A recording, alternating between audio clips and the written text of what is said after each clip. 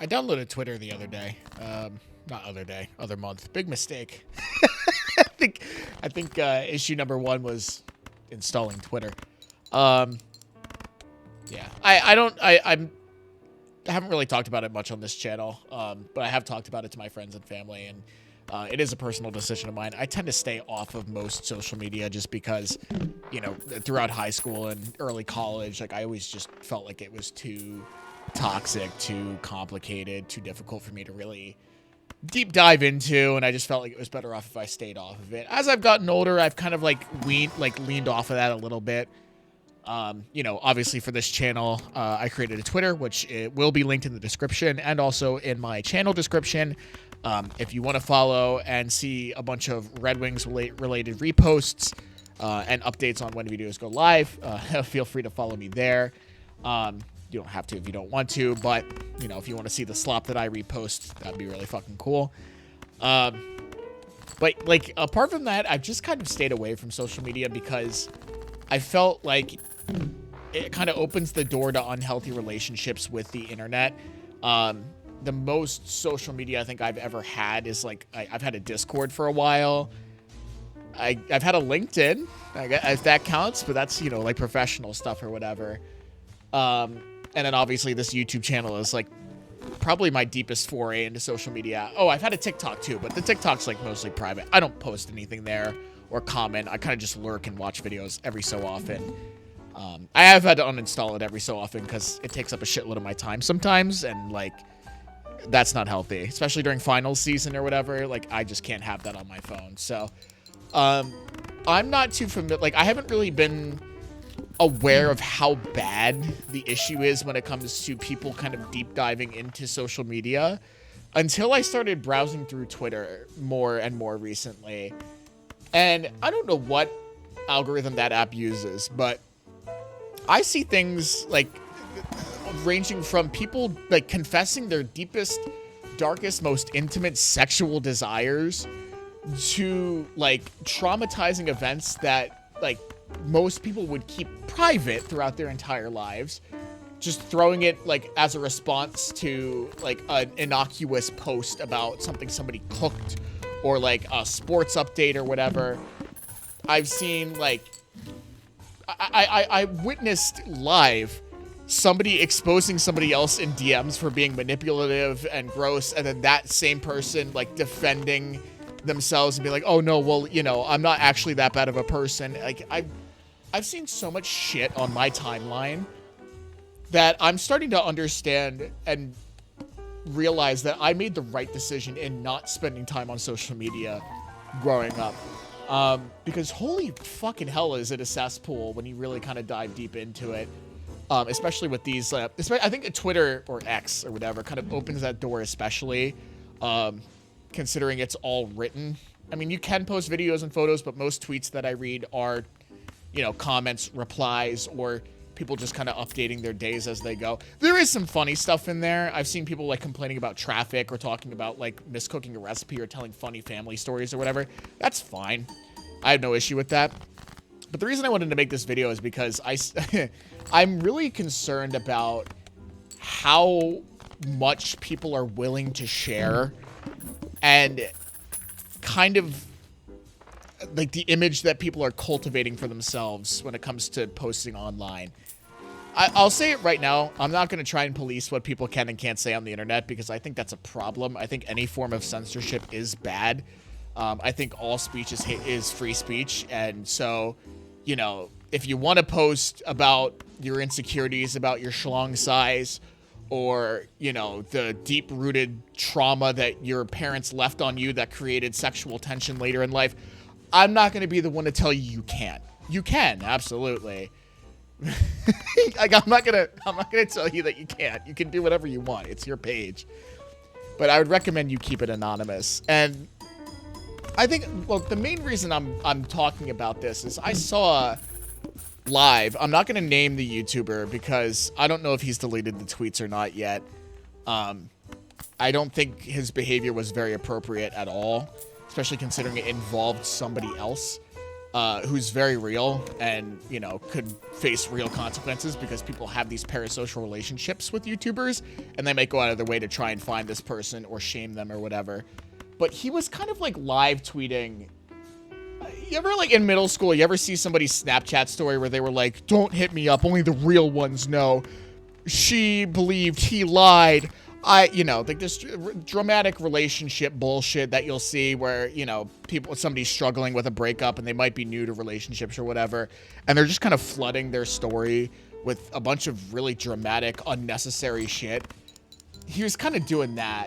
I saw it on my timeline where he posted screenshots of their actual text conversations. Like, just was going on and on. He's like, I don't think love is real in this generation anymore. She started dating her coworker a week after we broke up. Look, like, I understand breakups are hard. I totally get it. And, you know, like, I'm right there with you. Like, I get it. You know, I've been through a breakup myself. Like, it's not easy. But stuff like that, especially if you're, I mean, he's a YouTuber, right? He has a massive public audience of hundreds of thousands of followers.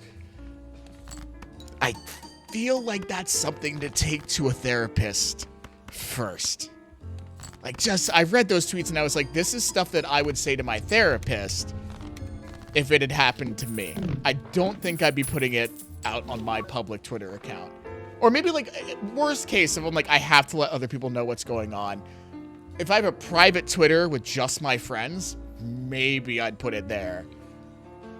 But there's such like a blurred line between reality and social media nowadays that a lot of people just don't really care anymore. We're starting to lose that, like, kind of filter to what we share to the world. And I'm not trying to come at this like oh, we shouldn't share how we feel. We should. I do genuinely think we should. I like that people are able to be more emotionally mature and competent with how they feel, especially men.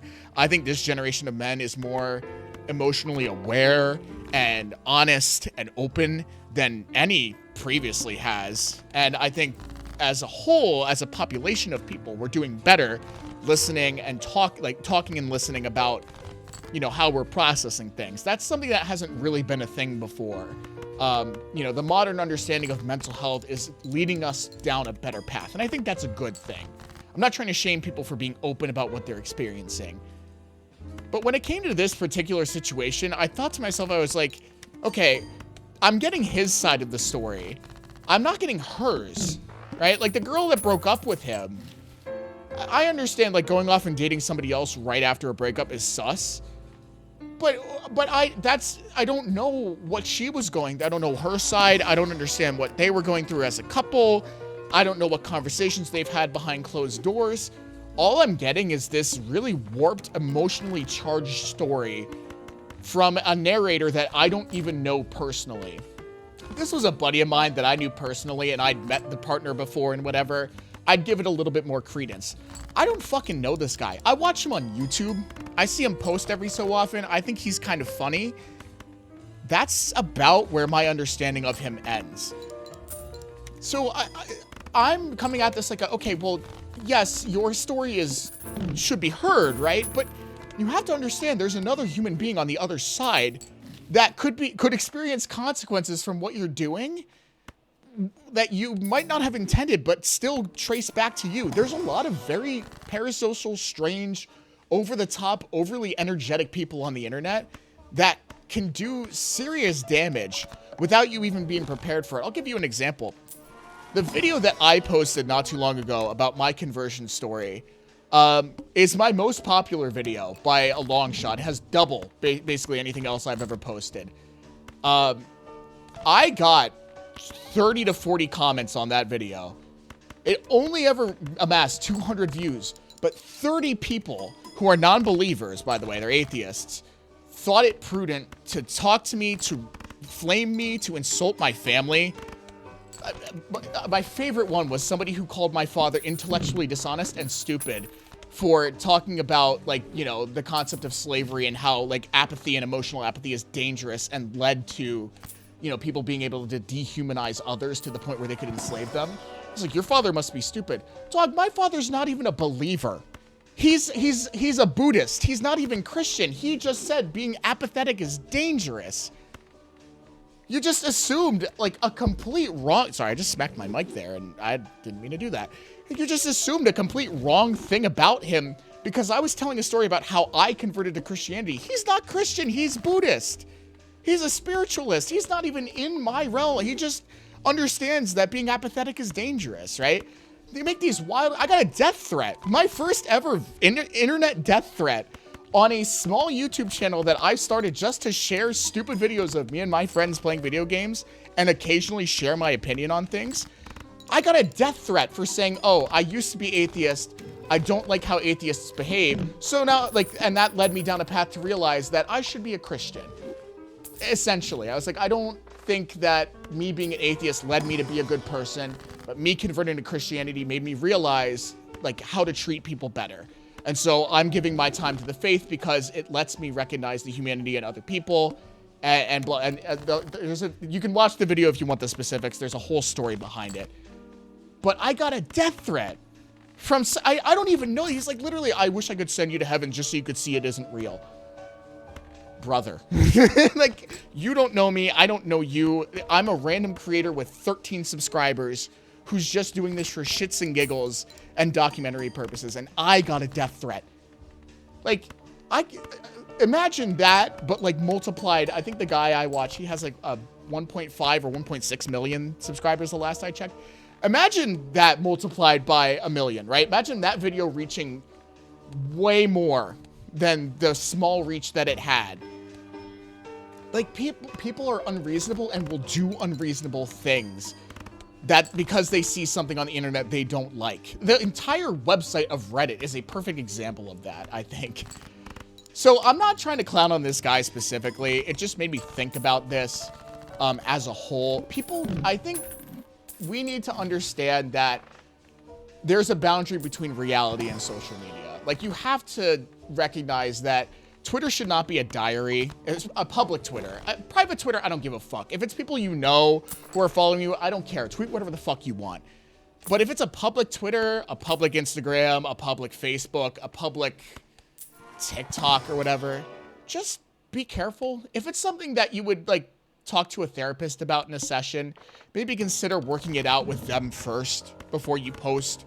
You know, maybe like figure out how to articulate the point that you want to make a little bit better before you start spewing about it on social media. Just like, you know, be careful. I'm not clowning on people for wanting to share their stories. I like that.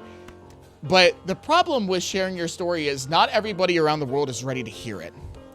You know? And so, like, I learned that when I shared my conversion story. And I don't think that was an overshare because there are still a lot of details that are a lot more private about that story that I don't tell anybody outside of my friends and family because, you know, it's private and personal to me. There were parts of that were less pretty that wouldn't fit to YouTube, and I didn't really want the public or the regular world to know because my journey with self-loathing and self-esteem as a teenager was ugly and gross and required, you know, therapy and help.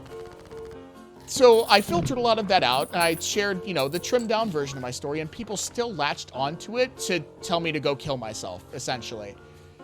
So, you know, share your story, of course. Be prepared for backlash. Again, like I said, with my example, I didn't care. I'm not going to engage anybody with that.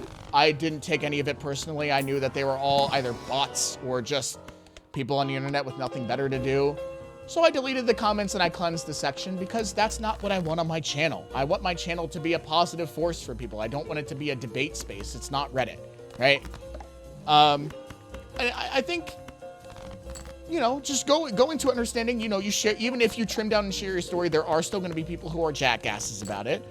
There are still going to be detractors and problematic people, but when you're involving, like, if somebody else is involved in your story, for example, in this case, like his ex, I just, like, you have to understand what you're saying. People can take that and do bad things with it.